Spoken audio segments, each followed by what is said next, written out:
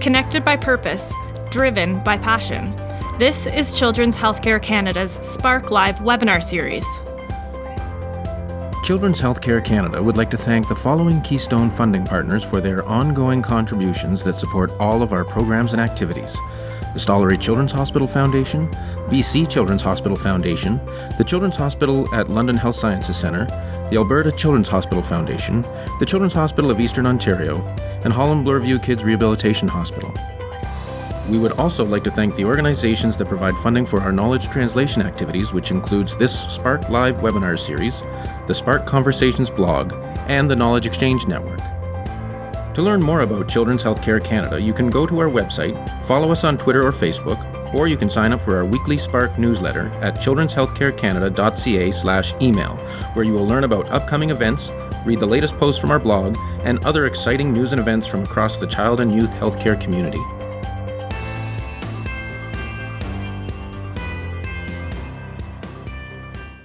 Hello, everyone, and welcome to this edition of Children's Healthcare Canada's Spark Live webinar series.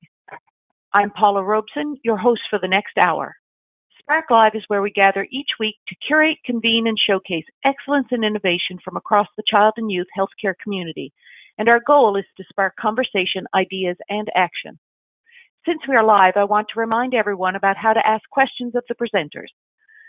The audience lines are muted, so we don't take questions over the line. However, you all have the opportunity to type questions into the question box at any time. We'll check for questions at the end of the session and pose them to the speakers. Please don't feel you need to wait until the end before you start typing your questions. Just put them in as you think of them.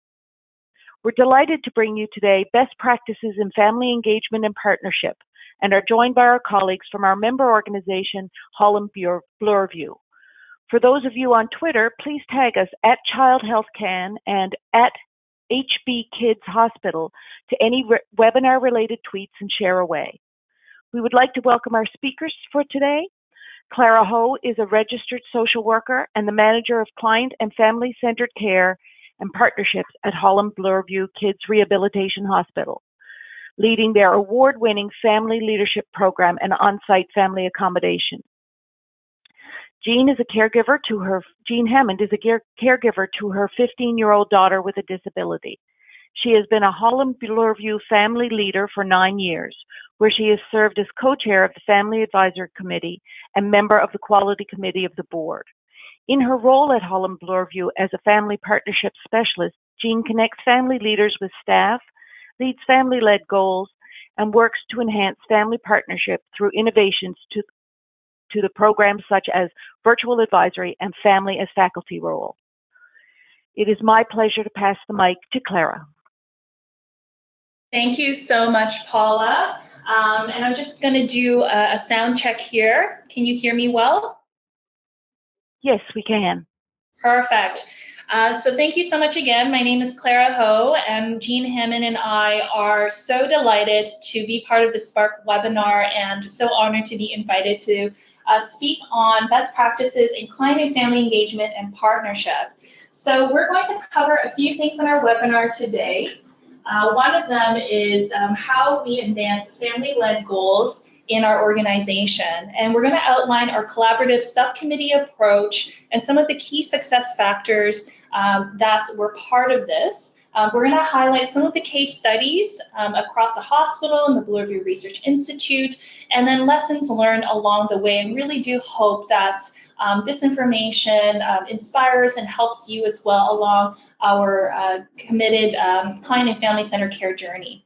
We're also going to take a bit of time to talk about how we've adapted family engagement during COVID-19. It's unprecedented times, but we really found that integrating caregiver perspectives into everything we do is more important now than ever. And we're going to dedicate some time at the end for our question and answer period.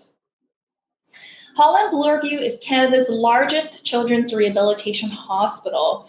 We serve over 8,000 total clients, over 50,000 outpatient visits, and over 2,000 unique diagnoses. We're located in Toronto, and the number of staff we have is comparable to our volunteers, so we're really grateful for our volunteers who are part of our organization.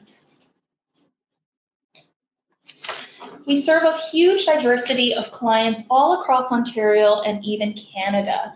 I wanted to just highlight some of the most common diagnoses that we see in our clients. So one of them is cerebral palsy, as you've seen the right image, acquired brain injury and muscular dystrophy. And in our outpatient clients, it's autism spectrum disorder and other developmental disorders. We'll also note that 70% of our clients have more than one diagnosis, and we're seeing that complexity increase on a year-to-year basis as well.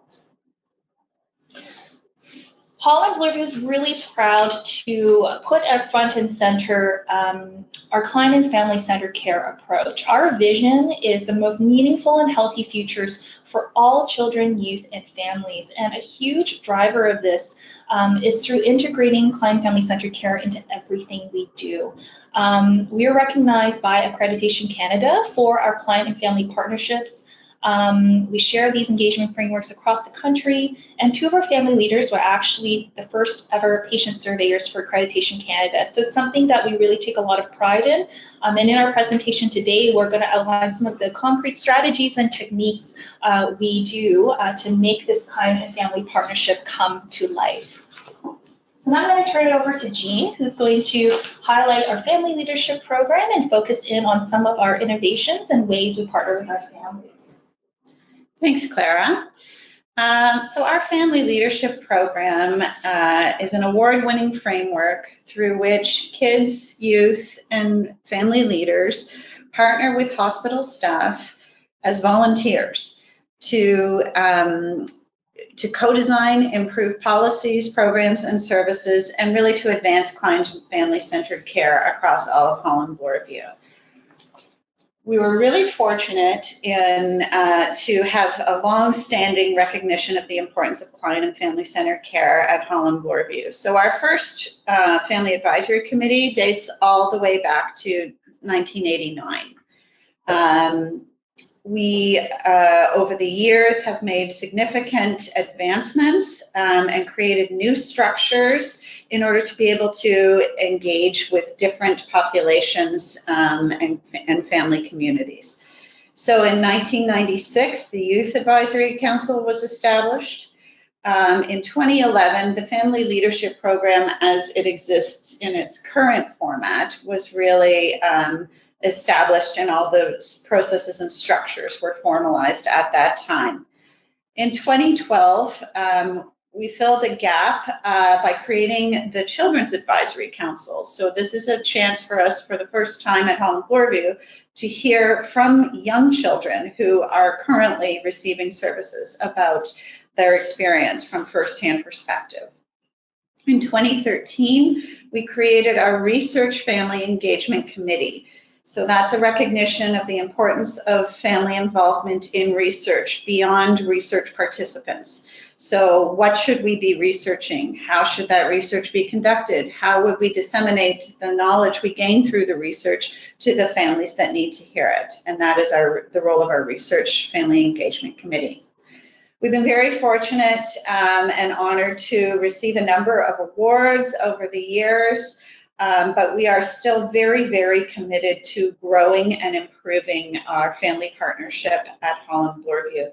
And just if we go all the way to 2019, just some of the recent innovations and additions to our family leadership program and family engagement that we're really proud of. We launched our virtual advisory in 2019, and we also launched Family as Faculty, which is a training program to recognize the important teaching and curriculum development and facilitation role that our family leaders are often asked to play in providing educational content to staff, other families, and students. Who are our family leaders? We have approximately 130 active family leaders at Holland Bloorview, and they are parents, so moms and dads, and caregivers of current and former clients, as well as siblings. We have sibling members of the Family Leadership Program. We also have family leaders who are former clients themselves and are now adults. And what are the different ways that what are the different roles for our family leaders within our Family Leadership Program? So what we'll be focusing on a lot today is our Family Advisory Committee, which is probably the biggest and most well-known committee and patient engagement platform at Holland Bloorview. And all of our family leaders would be invited to attend and or join the Family Advisory Committee. We'll go into more detail later. But also family advisors in their role would join committees, working groups, to do short or long-term co-design in partnership with staff, or even to provide one-off consultations. Family as faculty, I just referred to, are co-teaching, co-creating curriculum, facilitating educational workshops for families, clinicians, and students. And we also have family mentors who provide one-to-one support for families. A lot of it is focused on our inpatient population, so a listening ear, help with completing an application, visits on the inpatient units, and informal gatherings and networking events with mentors. I'll also add that our Bloorview Research Institute has really embraced our family partnership model as well. And as you'll see, there's 3 distinct roles in addition to our Family Research Engagement Committee members. So in recognition that family leaders can partner with us along the research continuum in many different ways and at different sorts of periods of time, we have family advisors who provide that short-term or one-time consultation for a research study or engagement or environmental scan. We also have family partners who participate in longer-term partnerships, sometimes multiple years, and at times can even become co-investigators on studies and research. And of course, our lived experience educators, which is very similar to our family as faculty, and using their lived experience to educate our next generation of student researchers so that they can appreciate and understand the importance of family lived experience and integrating that into the kind of studies and research that they aim to do.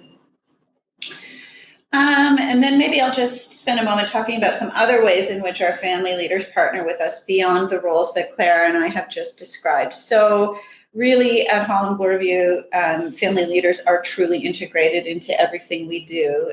Staff would not dream of starting a committee here without inviting and recruiting family leaders to the table to co-create alongside with them. So another way that family leaders are partnering is they're sharing their lived experience stories, but we now take that sort of to the next level at Holland Bloorview, where we ask the family leaders not only to share their firsthand experience, but then to facilitate discussion and potentially teach and tie back to the 4 core values of client and family-centered care. So for example, at new staff orientation, every single new staff joining Holland Bloorview will hear a family share their lived experience story and then be taught by that same family leader the 4 core values of client and family-centered care. We have family leaders who are trained as health literacy reviewers. So they would review any client and family-facing materials to make sure that the language that we're using is clear and accessible to as many people as possible.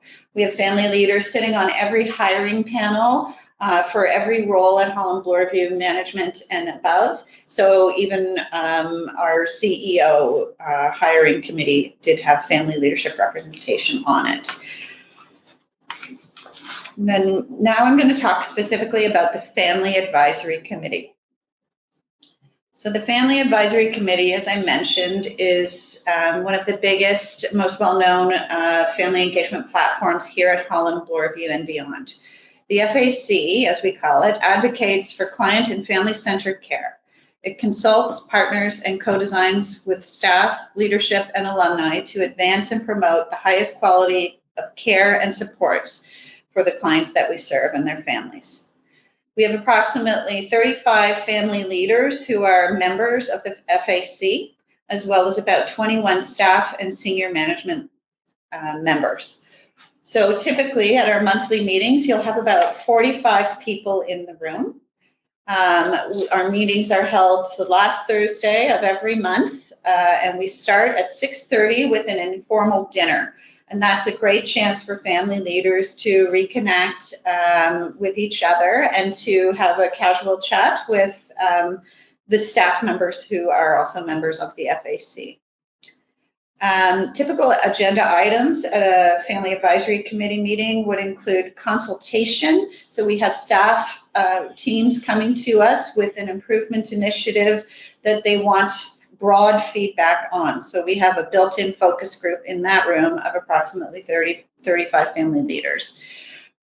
We have educational presentations. So if we're asking our family leaders to weigh in and provide feedback and consult broadly across the organization, it's important for our family leaders to know and understand what's going on at Holland Bloorview, what's happening with the mental health strategy and the research institute, with our strategic plan. And so we have annual presentations from all of these key initiatives just to bring us up to speed and answer our questions.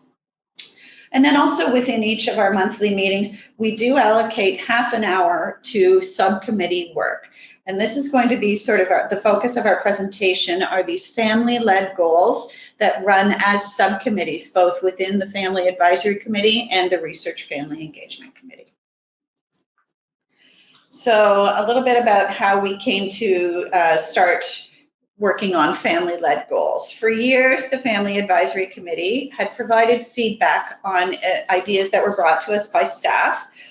So new programs, new services, improvements, and that was great, and we were happy to partner, but we did notice that there were gaps in the ideas that were being brought to us, and we had recognized some gaps in service, and we had our own ideas for where improvements might be made for the clients and families that we serve that just were not being brought forward to us by staff to partner on. And so we worked with senior management and staff, and we received their support and encouragement to lead 2 family-led goals per year. We began running family-led goals approximately 6 years ago at Holland Bloorview, and we've learned a lot along the way. I'm going to talk a little bit about the life cycle of a family-led goal, and this will highlight some of our learnings over the past 6 years. So we start early. We plan what goals we'll be working on early. So in March, usually we are starting to consult with programs and services staff and other leadership across the hospital to hear what areas are really gaining momentum, what areas are being focused on by staff, what work is already underway. And then we also consult with our family leaders. We conduct really interactive, creative brainstorming, idea generation activities within our FAC meetings. And we really encourage blue sky thinking, and we really ask the family leaders to think about their experience, the experience of other families they know, and what would help and what would improve the experience for clients and families at Holland Bloorview. From all of those ideas generated, our FAC executive, which consists of family leader membership, 5 of them, as well as staff, the 3 staff who support the Family Advisory Committee, we take all of the ideas from staff and families and we theme them. And then we actually start to look at feasibility of individual ideas brought forward. We connect with staff to say, this idea was brought forward, would you be willing to partner? Do you think can you see how you would utilize this great subcommittee structure and family advisory committee goal structure to advance your goal over the course of the year? From that, we come back in May usually to the FAC with a short list, and we actually hold a democratic vote to see which 2 goals we'll be working on the following year. Once the goals have been elected, we identify staff and family co-leads for each goal. And then those co-leads do a little bit of advanced work and prep so that when September rolls around, the FAC does not meet over the summer. So between goal election in June and our first meeting in September, we're ready to hit the ground running and work on these 2 goals. And then that's, just as I said, starting in September, we roll up our sleeves and we get right down to it.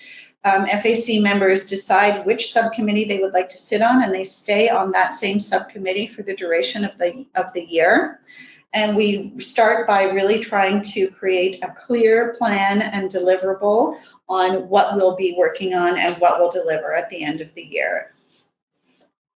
So now that Jean has highlighted the life cycle of a family-led goal, I'm going to talk a bit about some of the key success factors that we've identified and thought about a lot that contribute towards a goal doing well or contributes towards the success of a goal. So one of the biggest things is having clear roles and responsibilities that are outlined from the very start. It truly takes a village to raise a goal. And as you can see here, we've separated sort of the components of this village into 4 groups: our staff co-leads, our family leader co-leads of a goal, the subcommittee members who participate in the goal work on a monthly basis, and the staff support. So that would be the family leadership program on our side, including myself and Jean. So with our staff co-leads, we share our expectations very clearly from the start.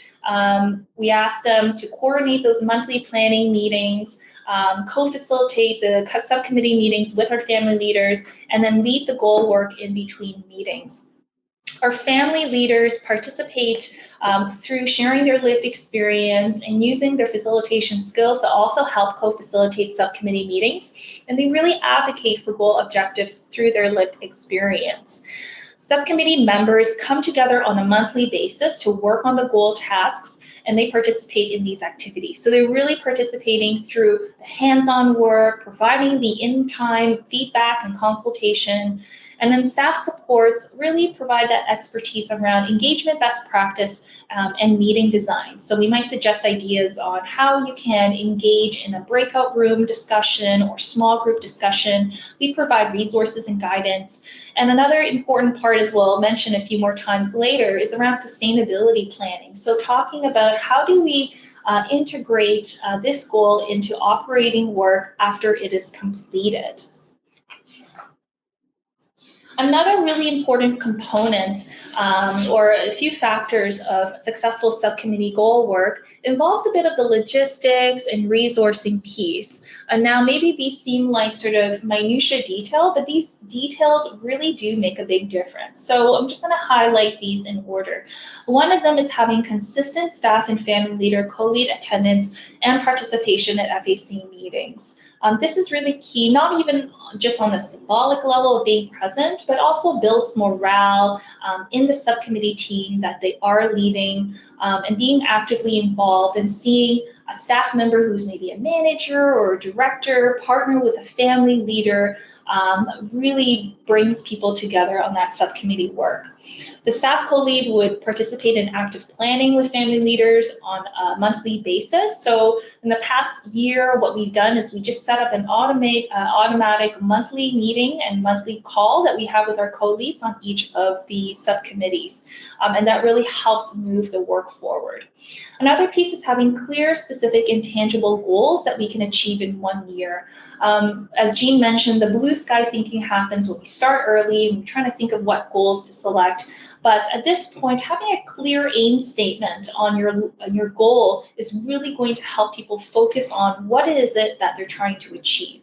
And then lastly, designing a goal with the staffing and resources to be sustainable. This is so key. At the end of your goal cycle, our family leaders will ask, well, then now what? What's going to happen with this goal? And it's so important to integrate that piece early on into thinking, is it feasible to sustain this work after it's occurred? And we're going to share a few examples of where that has been possible for us. Another piece that's really important that sometimes we won't think about necessarily when we're kind of in the thick of goal work is what is the culture? What is that je ne sais quoi or secret sauce that makes subcommittee goal work at an organization? And for us at Holland Bloorview, really it's been that culture of continuous learning and meaningful risk-taking that is fostered throughout the advisory committee, our family leaders, our leadership team, and our senior leaders. One of the really most important things is fostering the sense that every person's voice matters. It doesn't matter if you're the CEO, the vice president, a manager, a family leader, or a volunteer. Your voice matters and your perspective is wanted at the table. So this kind of spirit helps people to appreciate that there are no bad ideas, they're just the ones that are not shared. This is really crucial in the brainstorming phase. We also use techniques around building small group discussion into the work to make sure that every voice is contributing, especially those folks who might be more reserved or more quiet in a large group. We use different kinds of group tools to move the conversation forward. Another important part is taking meaningful risks and just having a let's try it attitude. So many of the goals that we come up with are, feel big and lofty, but if we don't try even just tackling some bits of it, we won't learn. And so this leads to the next piece around continuous learning. And I really love this model because we really do embody this in many ways. We try the goal, we'll fail, we'll probably not get things right the first time, but we learn from it and we improve. And I think it's so important for us to have that failure as part of the process because it normalizes it and reduces anxiety for people to take those risks. They're more generative in their thinking, and it really creates a can-do attitude. And the last thing I'll mention is that having our senior management participate and be committed to this work, our CEO there, our vice president there, also makes a huge difference, boosts morale, and helps move the work forward. So in the next few slides, what we're going to do is showcase 3 case examples around subcommittee goal work and then highlight lessons learned along the way. Thanks, Clara. So the first case is a goal that we worked on for 2 years, actually, and it's a goal that's very close to my heart. It's called Care for the Caregiver. So this goal was, I initially co-led this goal as a family leader. And then the second year that it ran, I had joined the staff at Holland Bloorview, and I co-led the goal as a staff.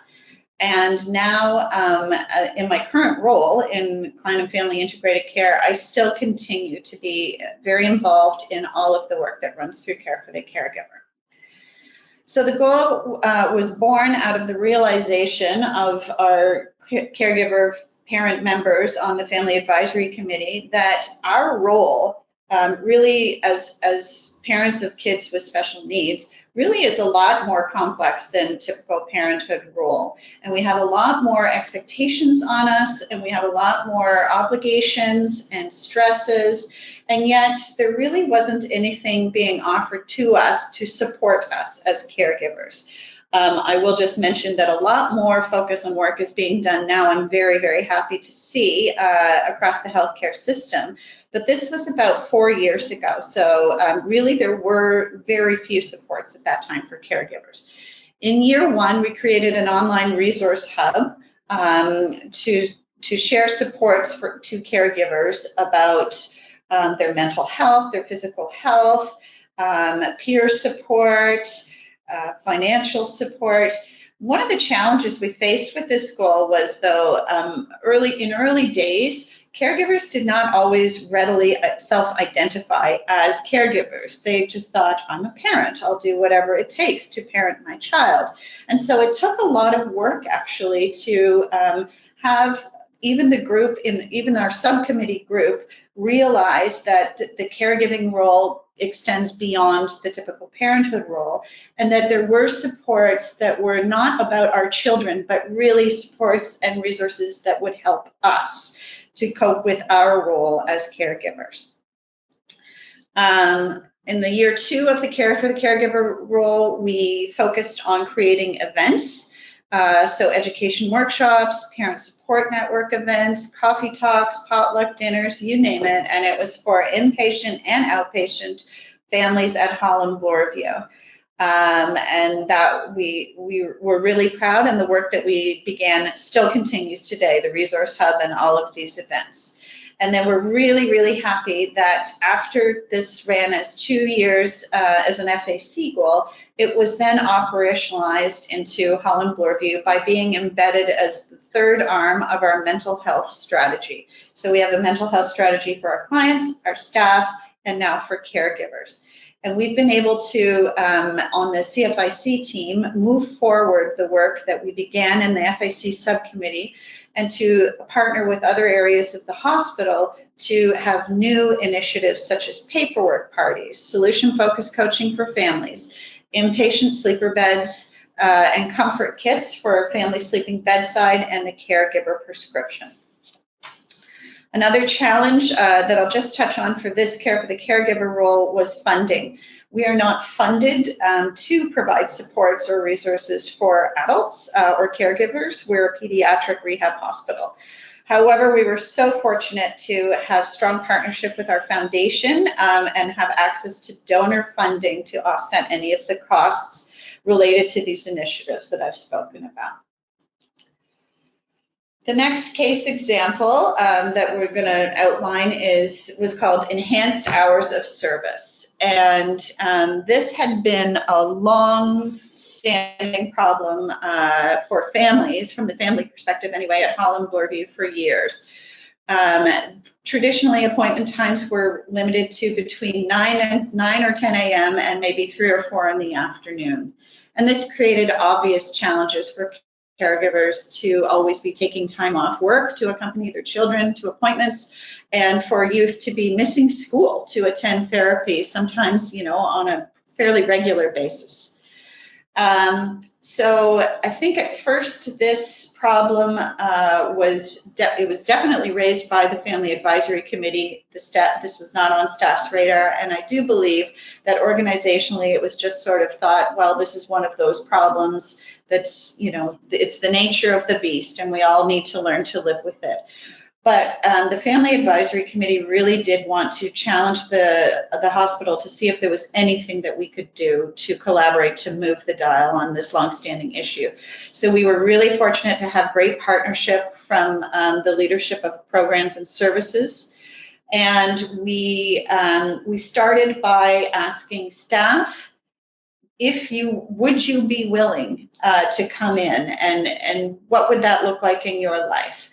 I think initially it was thought that we would never even want to put our staff in that position. They have families of their own that they need to take care of. Their routines and schedules are established. But yet we did put out the ask, would this be possible? Would anyone be willing? And within families, we asked if we could extend hours. Would it be most helpful for you in the evenings? Would it be most helpful for you on weekends or early mornings on the weekdays? From there, we gathered to have a large day-long co-design event with a broad range of stakeholders, clinicians, administrators, family and youth leaders. And from there, we actually pilot tested in 2 smaller clinics what it looked like to be able to offer extended hours of service. Really, really pleased to say that this has been fully operationalized at Holland Bloorview now since it ran as a goal, and we now offer enhanced hours of service across all programs and services. So occupational therapy, physical, speech, psychology, social work, complex care, and therapeutic recreation. So a big lesson from this one is not to really be afraid to tackle those big, long-standing, pervasive system problems. Try it and see if you're able to make some change for the better. And also not to assume that we know how others are thinking and feeling and what they are or are not willing to do. We were surprised, actually, that a lot of staff members were keen to have an opportunity to flex some of their time and have some free time during sort of standard weekday hours. So the final case that we're going to look at is in our partnership with the Bloorview Research Institute, the Family Research Engagement Committee, which is like the sister committee of the Family Advisory Committee on the research side, undertook this huge project to refine and refresh their existing family engagement and research framework. And that was one of their big goals that was divided into different subcommittees to focus on different aspects of. And so this actually came out of an external evaluation made of the Family Engagement and Research Program, as it had already been in place for 5 years. One of their top recommendations was to refine the existing framework, which was really just a composition of roles and what they looked like. And so what the RFEC did was embarked on this journey of co-design workshops, engaging clients and families and researchers through these facilitated feedback sessions, and got some excellent feedback that they kept integrating into this framework. And some of the lessons that we learned from this process is that having that dedicated time at each committee meeting to advance work is just so important. Just as Jean mentioned, that having 30 minutes on our FAC to do subcommittee work really does advance the work forward. Another piece is that the executive committee took the task of making refinements to key decisions that were made by the committee in between meetings, which create a lot of momentum. And another thing is having everyone at the table is so important. All of the lenses, staff, researchers, families, clients, as well, youth. And this really allowed us to look at things from all angles. So one example is that during a feedback session of the initial draft, which you see of these two versions on the left side, the one that was created using SmartArt in Word, student researchers remarked that, well, along the research continuum, it's more than just planning, conducting, and disseminating. There's other pieces around sharing findings, around engaging our family leaders, and so forth. And so with their feedback, we were actually able to integrate that into the final draft of the framework, which has been so key. And another important piece is that cross-departmental collaboration. BRI, or Bloorview Research Institute, has the expertise around research process. Family Leadership Program has that partnership experience and expertise, and together really creates a wonderful product and our final family engagement and research framework. I'll also take a moment just to highlight some of the key FAC subcommittee goals that we worked on over the past year. So there's two. So one of them is one of those, what you call a big, lofty goal. Food experience was a pain point for a lot of our clients and families for some time, and they were quite motivated to make a difference in a lot of different ways. So in the subcommittee, we established a goal, and it felt like a really big goal, and we're wondering, how are we going to achieve this? And it was actually through a lot of conversations with the operations managers, the senior director, who was one of the co-leads, and as well as the family leader co-leads who have inpatient and outpatient experience. And actually one of them was a registered dietitian, to talk about what are those small sort of low-hanging fruit solutions we can implement. And one of them was providing fresh fruit to inpatient families. Another was enhanced hours of access to a lower level kitchen for inpatient families as well. So we're empowering our families to make the meals that are healthy and nutritious for their kids. The other goal that we're currently finishing out or hoping to on the FAC this year is the transition plan, which we're co-developing with our transition steering committee here at Holland Bloorview. And so our goal was to co-create a personalized integrated transition plan prototype that would then be tested by the transition steering committee and then rolled out for clients and families turning 18 and needing to transition from pediatric to the adult healthcare system. So this is a huge goal, and unfortunately, we had scheduled a large human-centered design, co-design activity, 2 of them in fact, to take place in March and April of this year. And unfortunately, due to COVID, those had to be canceled. And our subcommittee did come back together to see if we could pivot, to see if we could maybe move these co-creation events online. And after a lot of discussion, what we've agreed to do is to postpone those activities to hopefully hold them in the fall, and we're actually putting this goal up for re-election again next year. So now I'm just going to share some big picture lessons learned along the way as we've traveled down this journey of family-led goals. Some of which I've said already, but in case any of you are planning to take this learning back to your organization and try to run some family-led goals, just going to reiterate some of those for you. So number one, don't be afraid to tackle those big lofty goals like food improvement, like expanded hours of service. They may seem unsolvable and pervasive, but really we have managed surprisingly to move the dial on both of those. To embed the sustainability plan for the work that you're doing beyond the life of the goal cycle. So we wouldn't have family leaders and staff working very, very hard for an entire year to advance on a goal if they thought then that that work would stop at the end of the year. We need to have some confidence that the hospital values the work and the value of the work itself is evident enough that it will be operationalized and continued after it's an FAC goal.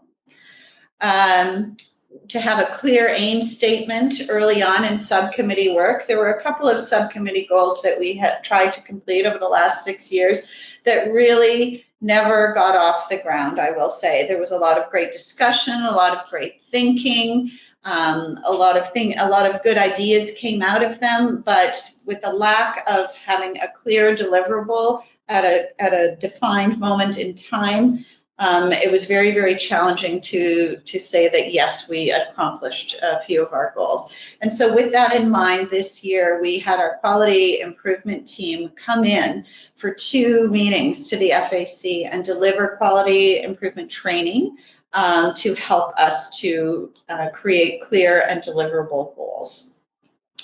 And another thing that we're actually in the process of working on now is we're creating a toolkit for co-leads of our subcommittees. So those are the co-leads of subcommittees will change every year, and both on the staff side and the family leader side.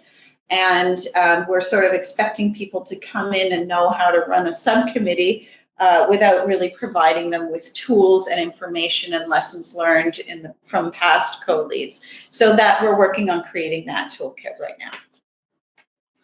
And in summary, we just wanted to share that authentic partnership among staff, leadership, families, clients, and youth, it's really hard work, and there's ups and downs to it, and it's also highly rewarding work, especially when you take that time to step back, you look at what you've been able to accomplish together. It's really about being willing to go on that journey together, to trust each other along the way, and move forward on a common goal. And so now, apologies, it's a bit of an abrupt change of subject, but we thought we would devote the last 5 minutes or so, just a couple of slides, to filling you in case you're interested to learn how Holland Bloorview has adapted the way we partner with families during COVID-19. So the first thing we did when the pandemic was declared was we were in touch with all of our 130 family leaders to notify them that any meetings or committees or projects or events that they had on their schedules would be on hold until further notice, and offering them support as everybody faced these fast-changing, uncertain times. And then within about a week and a half, we realized that we would definitely benefit at Holland Bloorview from being able to engage on an ongoing basis with our family leaders. So we sent out a targeted ask to approximately 10 family leaders, wondering if they would be willing to take on a sort of a special role during COVID called Rapid Response Family Leader. And they would be reviewing any family-facing materials, any communications. They would be helping to co-create policy. They would join any new committees being formed resulting from COVID, for example, recovering planning committees, virtual care committee. And we're very fortunate that we had 10 family leaders join initially, and then we've had approximately 5 more added to that over time. Our family as faculty, so those are our family leaders who go through an extra training program and help to deliver educational material, have been functioning consistently throughout COVID. A lot of the education workshops and events that had been planned to take place in person have been adapted to be delivered virtually. And our family as faculty have helped to co-create the virtual workshops, and then they join on Zoom and help to co-deliver those virtual workshops. And of course, our virtual advisory has been running also throughout COVID, where we're able to provide rapid response feedback surveys and hear from our families in that way. And lastly, I'll share a bit about how we've adapted our family partnership work within our family advisory meetings, our research family engagement committees, and the way we're going to be moving forward with our 2020-21 family-led goals model. So as you can imagine, it's an adjustment to the virtual world, and our virtual platform is Zoom for Healthcare. And we've really embraced using those neat video conferencing tools that are embedded in Zoom. So one of them is called breakout rooms, and some of you may have already tried this. We used this at our last FAC meeting when we were doing brainstorming work for our goals, and it actually worked out quite well. And it simulates that small group discussion, which is so necessary and important to generating good ideas. And we'll definitely be employing that tool in the future. We're also looking forward to trying the polling function, which is a nice way to simulate goal voting. We used to do something called dotmocracy, where people would put dots on the wall next to the goals that they'd like. And now we're going to do virtual polling. The other piece is adapting, creating more upfront pre-reading and preparations for our family leaders so they can be prepared for the virtual meeting. And then as we look forward for our virtual family-led goals model, it's going to be, again, continuous learning around that. We already know we'll probably have to compress our subcommittee work to accommodate the speed of COVID-19 related innovations, such as virtual care work. And we also know that the feasibility of a goal is going to really depend on the nature of that work. Some of them are more amenable to virtual platform engagement, and some of them do require that in-person engagement. But we really are looking to be flexible and adaptable in this process. So that concludes our informational webinar and presentation components. We did want to dedicate, it looks like around 14 minutes or so, or 10 minutes for questions and answers. Jean and I are so honored and thankful for your participation today, and we really would love to hear from you. So over to you, Paula. Thank you, Clara and Jean, so much for that great presentation. We've got a few questions in the question box. One relates to compensation for family members. Which of the family roles are paid, and how do you compensate other family members for their time, energy, and expertise? So that's an excellent question, and we actually have just done a lot of work in that area this year.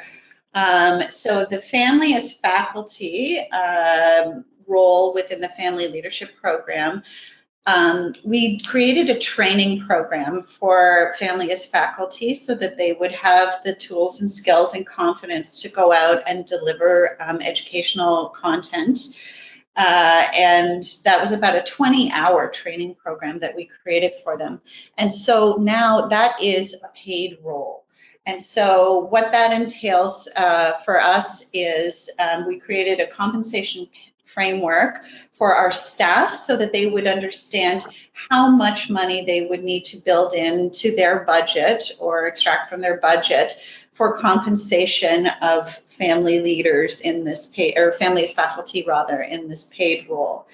It's working really well, and we're still sort of in the process of fine-tuning and improving the details along the way, but we've had family as faculty receive honorarium payments for teaching externally at the University of Toronto, Faculty of Social Work in a master's level disability course, We have family as faculty presenting at new staff orientation and facilitating education there.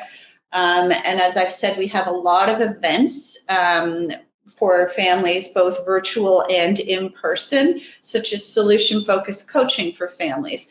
And the entire curriculum was co-created by family as faculty, and each session is co-facilitated by our family as faculty. Clara, did you have anything? I was just going to add just around the pieces of the honorarium framework. I know this is something that is really in conversation in our patient and family engagement sphere at this time.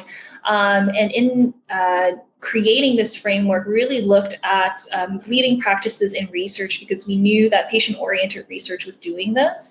And so we looked at how we could adapt that to the framework we created.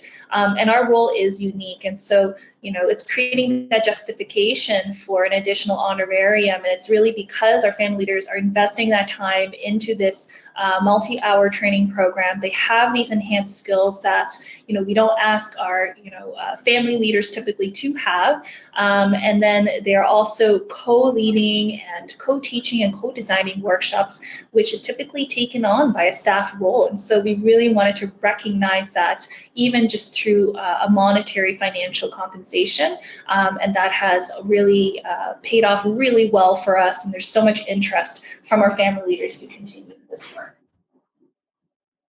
Great, thank you. How do you protect and compensate family members for their time and, just asked that one. How do you ensure family leaders recruited represent the diversity of experience and cultural background, socioeconomic backgrounds among your family team?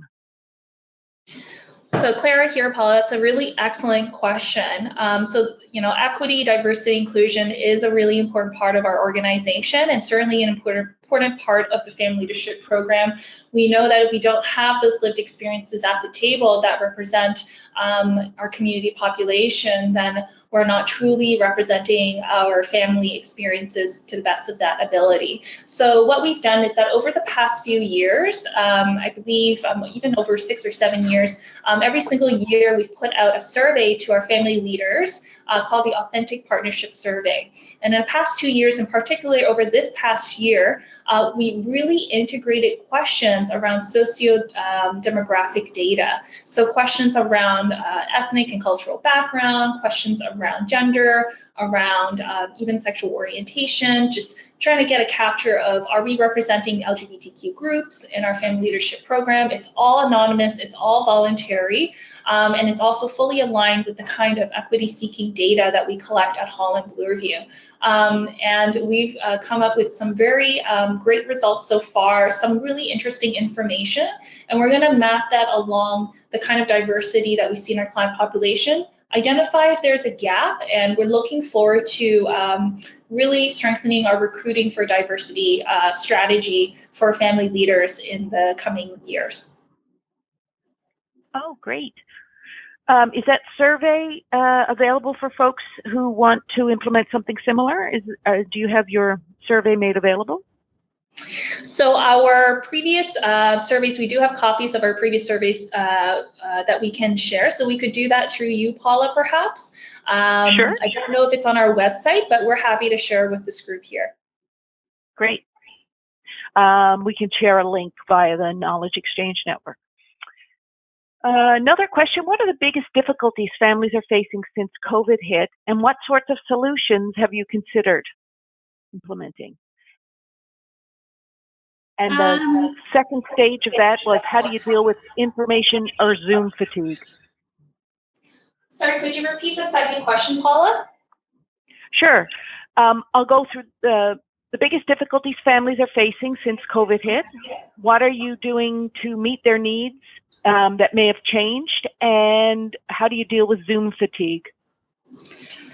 Okay, so I'll handle the first part of that. So the biggest problems that families are facing. So these are, one example that comes to mind is our paperwork parties. And so we have family leaders and just broadly across Holland Bloorview and actually beyond Holland Bloorview, just families in general at home with kids with disabilities, wondering I heard there's some changes to special services at home. I hear that there are, OAP has changed eligibility of what we can and cannot offer. Here at Holland Bloorview, we've been really fortunate to be able to increase and, in fact, double the funding that we're offering through the Holland Bloorview Family Support Fund to families in this time of crisis and need. And so we actually just earlier this week hosted a COVID edition update of a virtual paperwork party where we had 50 registrants and we delivered a webinar style presentation on these are the changes related to applications and funding that you need to know right now during COVID.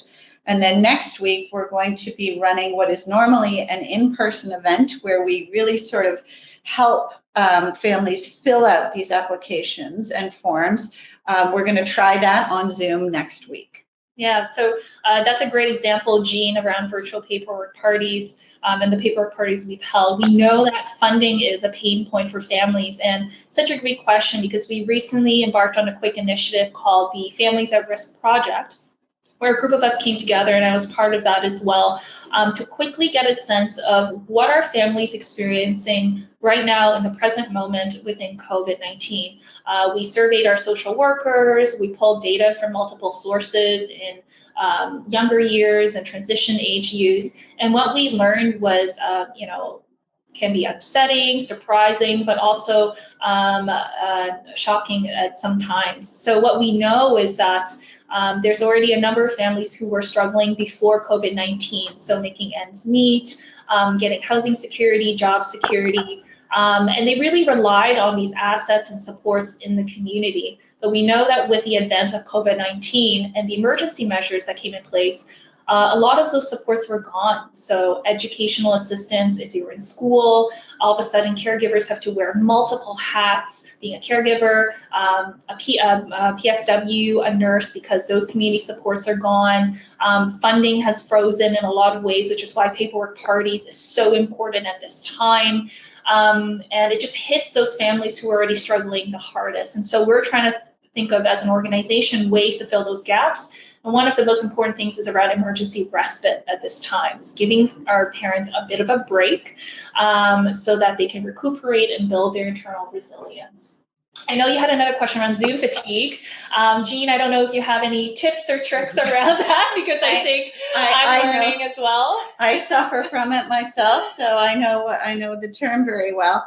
All I would say is, from our perspective and with the Family Leadership Program, we have shortened meetings and meeting times so that we try to just accomplish as much as we can.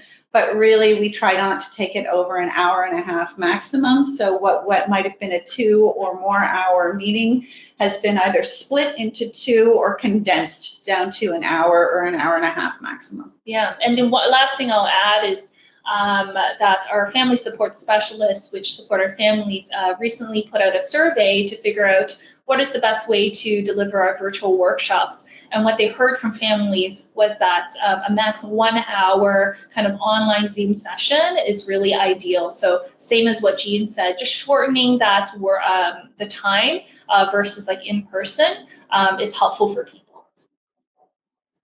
Great, thank you. In finding families for engagement, what's your messaging and where do you find the most recruitment success? So we're super fortunate in that all of the staff at Holland Bloorview are championing client and family-centered care and referring any families that they are interacting with who they feel might become a good family leader down to the Family Resource Center, where our team is very, very happy to meet with them and bring them on board. We do get a lot of referrals from client relations, actually. So any families who go through the process and the extra work involved in creating a complaint about something to do with their experience at Holland Bloorview, those are exactly the people that we need as family leaders, because they are committed to improving things, not just for themselves, but for everyone who comes behind them. and to shining a light on areas for improvement, those are great family leaders. And so we do get a lot in particular from our client relations officer. Great, thank you. Last question, I think, before the webinar ends. Are there any resources or guides that Holland Bloorview has developed that other organizations can use to build the family engagement or partnership framework or enhance the one they've got? So one thing we encourage is for folks to take a look on our website. We do post some of our resources there. We're happy to send a copy of this presentation to folks so they can refer back to the notes that we're taking. And to be perfectly honest, I think most of the consults that Gina and I do are over the phone, or we can do them through Zoom. So we actually encourage folks to reach out to us directly. You have our contact information. Please do not hesitate to reach us to book a consult. We're happy to walk through our engagement practices with you. And a lot of our materials are always updated and changing. And so we would want to give you the most updated, latest version. You have anything to add, Jean? No, I'd just say that we do receive a lot of requests for guidance and consultation from across Canada and even internationally. And it's something that we all feel very passionately about. We recognize our good fortune at Holland Bloorview at having such a robust and established family leadership program. And we really do value and appreciate the opportunity to share our learning with others. Wonderful. Thank you so much. Thank you, Clara and Jean. Thank you all for your interest in this webinar, despite all of our Zoom fatigue. Typically, Children's Healthcare Canada hosts our Spark Live webinars every Wednesday at 11 a.m. Eastern. However, during COVID, we're offering special editions of some of our knowledge sharing opportunities. These may fall outside of the typical webinar time slots. To stay up to date on all of our activities and events, please sign up for our Children's Healthcare Canada Spark newsletter if you have not already done so. It's always great if you watch live, as your questions and comments really enrich the discussion. But if you can't watch live, the recordings of these sessions are made available after the fact on our Knowledge Exchange network. Now, next week, we have 2 webinars scheduled.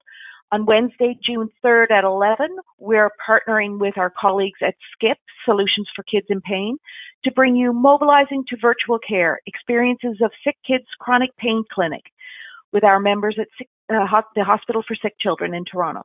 And on Friday, June 5th at 11 a.m. Eastern, we have Living with COVID, Building Pandemic-Informed Approaches to Support Our Child and Youth Mental Health, with colleagues from British Columbia's Children's Hospital. So thanks again for joining us today. Thanks to Children's Healthcare Canada member Holland Bloorview for supporting our webinar program, and hopefully we'll see many of you back here next week. Bye, everyone.